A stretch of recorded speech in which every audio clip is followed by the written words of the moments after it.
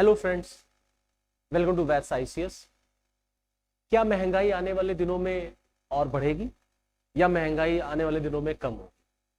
क्या हमारे home loan, car loan, personal loan महंगे होंगे या ईएमआई हमारी जो है वो और बढ़ेगी या घटेगी? आज के इस वीडियो लेक्चर में इन्हीं सारे डायमेंशंस को हम कवर करेंगे on the basis of the latest report on monetary policy issued by reserve Bank of India. और ये जानने की कोशिश करेंगे कि मॉनेटरी पॉलिसी के बढ़ने और घटने से कैसे एक आम जनता के पॉकेट पर इम्पैक्ट पड़ता है, उसका बाजार से क्या लेना देना है। ठीक, लेकिन उससे पहले एक बहुत इंपॉर्टेंट इंफॉर्मेशन है आप सभी स्टूडेंट्स के लिए कि हमारे इंस्टीट्यूट में बैच आईसीएस में उत्कर्ष बैच चल रहा है, बहुत सक्सेसफुली इनॉग्रेट हुआ। ये आप में से अगर कोई भी स्टूडेंट इसमें इनरोल होना चाहता है तो अपनी सीट बुक कर सकता है।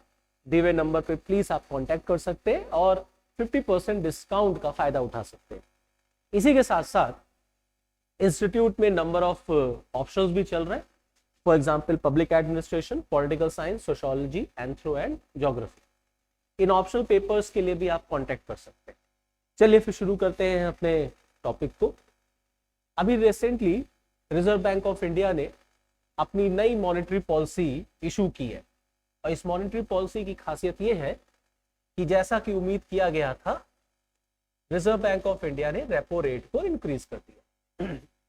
अब हमें यही समझना है कि ये रेपो रेट इंक्रीज होगा तो क्या होगा। पहले ये समझते हैं कि एक्चुअली में रेपो रेट क्या होता है। तो रेपो रेट एक्चुअली में ये वो रेट ऑफ इंटरेस्ट होता है, ये वो रेट ऑफ इंटरेस्ट होता है, ये वो रेट ऑफ इंटरेस्ट है जिस पर सेंट्रल बैंक जो है वो बेसिकली रिकॉग्नाइज्ड कमर्शियल बैंक्स को लोन देता है। जैसे फॉर एग्जांपल मान लेते हैं कि रिजर्व बैंक ऑफ इंडिया ने एसबीआई को लोन दिया एट द रेट ऑफ 4%। ठीक, तो या तो ये 4% बैंक रेट होगा या तो ये 4% रेपो रेट होगा। तो repo rate is that rate of interest at which Reserve Bank of India lends money to commercial banks in India. The term repo denotes repurchase option और एग्रीमेंट। अब ये repo rate अगर बढ़ता है तो इससे क्या होता है। तो अभी रिसेंटली जो रिपोर्ट आई है रिजर्व बैंक ऑफ इंडिया की मॉनेटरी पॉलिसी पर, उसमें रिजर्व बैंक ऑफ इंडिया ने रेपो रेट को 25 बेसिस बढ़ा दिया है। क्यों बढ़ाया, जिसके पीछे इंपॉर्टेंट रीजन दिया गया है कोर इन्फ्लेशन का, क्योंकि हमारे देश में इस समय बहुत बड़ी जो प्रॉब्लम आ रही है दैट इज योर इन्फ्लेशन, महंगाई जिसे कहते हैं। रिजर्व बैंक ऑफ इंडिया का टारगेट होता है कि वो 4% तक इन्फ्लेशन रेट को रखे, लेकिन अभी हमारे देश में इन्फ्लेशन रेट 4% से ऊपर चल रहा है। इस वजह से रिजर्व बैंक ऑफ इंडिया ने एक बार फिर रेपो रेट को बढ़ाया है और रेपो रेट बढ़ के कितना हो गया, दैट इज 6.50। अब ये रेपो रेट अगर बढ़ गया है या रेपो रेट का क्या महत्व होता है, क्या इंपॉर्टेंस होता है, इसको समझते हैं। देखिए, रेपो रेट जब बढ़ेगा, इंपॉर्टेंस समझने की आप कोशिश करिए कि जब रेपो रेट बढ़ता है तो रेपो रेट के बढ़ने से बाजार पे उसका इंपैक्ट पड़ता है।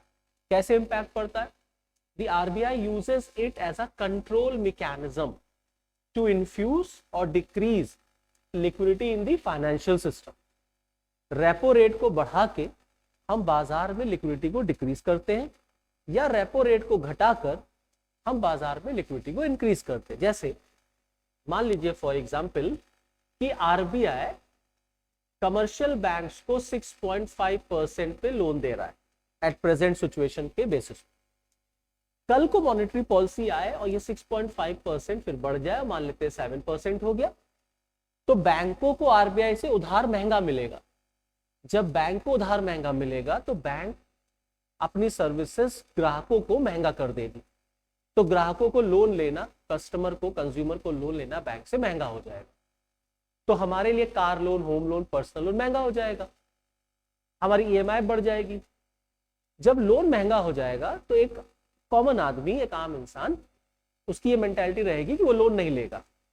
जब वो लोन नहीं लेगा तो बाजार में तरलता, लिक्विडिटी कम हो जाएगी और जैसे लिक्विडिटी कम होगी तो इन्फ्लेशन रेट भी कम होने लग जाएगा। अभी अगर हमको बाजार में लिक्विडिटी बढ़ानी होगी तो हम इसका अपोजिट कर देंगे, हम रेपो रेट को घटा देंगे, कम कर देंगे।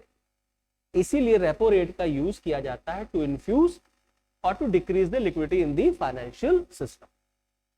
Now the change in repo rate affects the cost of fund for the commercial banks, thus impacting their policies regarding retail lending.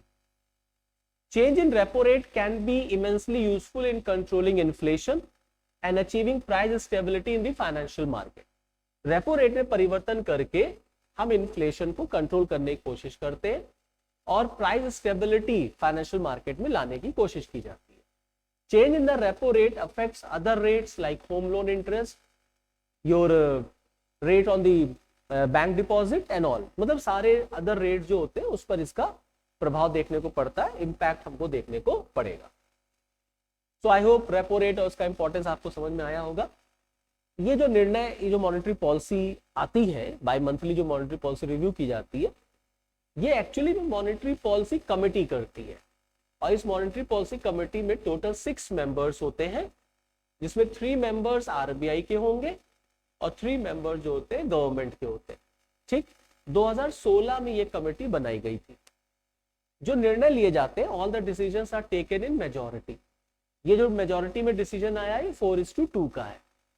Apart from this, RBI ने इस रिपोर्ट में कहा है कि for the financial year 23-24 Bharat का जो economic growth का जो प्रोजेक्ट जो स्केल, जो अनुमान है, जो अज्यूम किया गया है, that is 6.4%. Inflation to come down to 5.3%. Inflation जो है वो 5.3% तक आएगा. और जो हमारे देश में इन्फ्लेशन चल रहा है, that is actually imported inflation. अब ये इंपोर्टेड इन्फ्लेशन क्या होता है? ऐसा इन्फ्लेशन जिसका रीजन बाहरी देश होंगे. तो हमारे देश में जो इन्फ्लेशन है वो just because of geopolitical reasons की वजह से है. जो ये रशिया यूक्रेन वॉर चल रहा है, इसकी वजह से जो कमोडिटी प्राइसेस हाइक हो रहा है, उससे हमारे देश में इन्फ्लेशन बढ़ा है. यही एक सबसे इंपॉर्टेंट कारण है भारत में इन्फ्लेशन को बढ़ने के पीछे, as per the Reserve Bank of India.